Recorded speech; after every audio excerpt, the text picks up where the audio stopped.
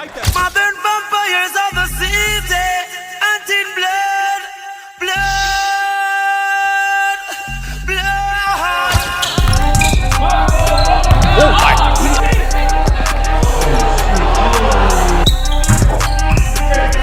Damn.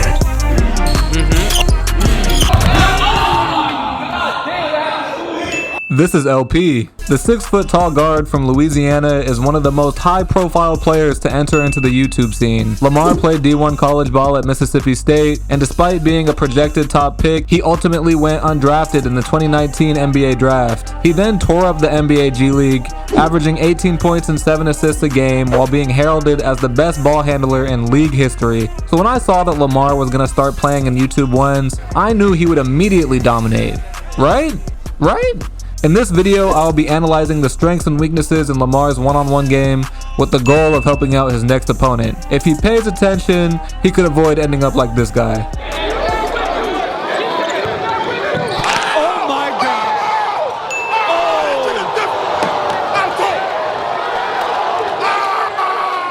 For this video, I analyzed all of Lamar's YouTube 1v1s. He got wins against Bruce, ISO Hove, and Tyler, and his one loss came in an upset to Scoob.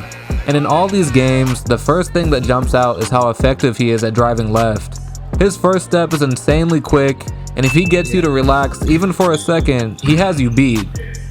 Too easy. Lamar loves starting off with that little escape dribble to his left, a subtle hesitation that freezes defenders before exploding downhill. Okay, full speed, that's it. left, full speed right. And once he gets into the paint, he typically finishes. The dude is strong, especially for a guard, and smaller players in the space won't be able to stop him from just walking to the rim. But here's where Lamar will really embarrass you. The obvious defense to this would be to try to beat him to the spot and cut off his left-hand drives. Except that's exactly what he wants you to do. If you overcommit, he got this nasty snatchback to leave your ankles in the paint.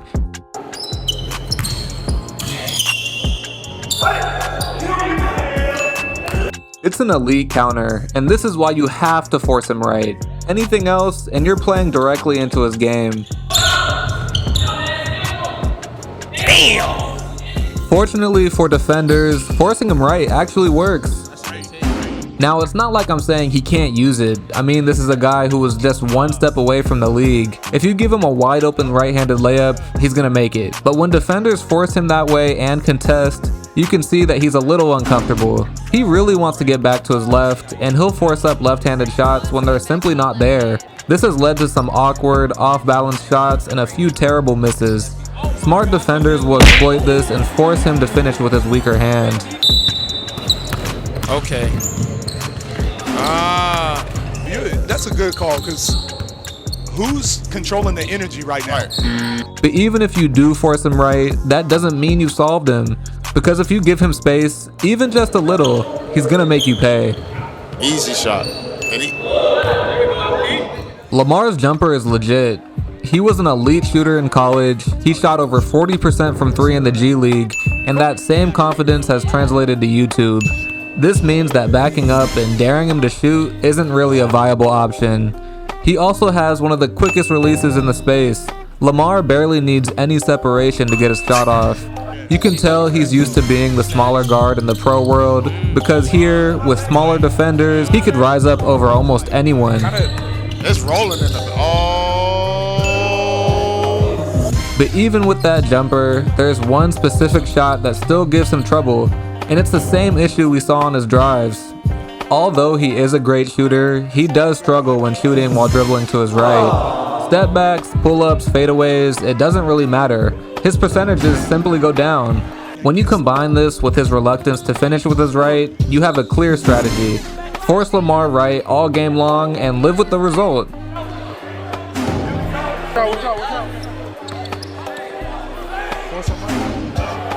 Still, what separates Lamar from most players in the space isn't just offense. It's that he actually takes pride on the other end of the floor. Back to another episode of Off the Droop. We got a tag team 1v1 between 4 juggernauts, man. This might be. Unlike a lot of YouTube guards, Lamar defends. He moves his feet, he plays with intensity, and he doesn't get bullied. Shading him left. He's one of the rare guys who adjusted to how different this environment is compared to the G League. The whistle isn't really going to save you out here. You've got to be physical, and Lamar's figured that out. Even in his loss against Scoob, Lamar was playing great defense. Scoob just hit some incredible shots, and you have to give him credit for it.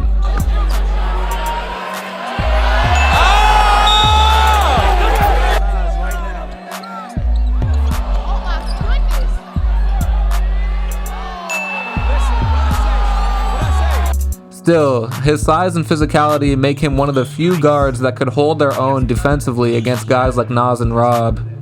With that said, he does have one defensive habit that hurts him, fouling on jump shots.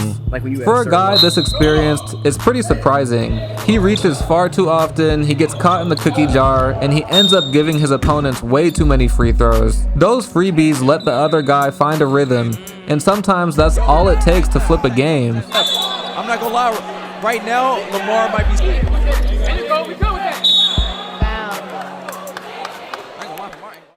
Overall, I have LP ranked as the 7th best 1v1 player on YouTube, right next to Scoob and Isote. Lamar is one of the most talented players to step into the scene, but talent alone doesn't guarantee success here. You still gotta earn it. Still, I do think he's a real threat to Rob and Nas, and I would love to see him go against Isote. I think that game could go either way. But as always, these are just my thoughts, so let me know what you think about Lamar's game, and comment below who I should scout next. He'll bucket for sure. Hezzy on crazy. What's your name, bro? LP, bro. Yes, sir. He'll bucket for sure.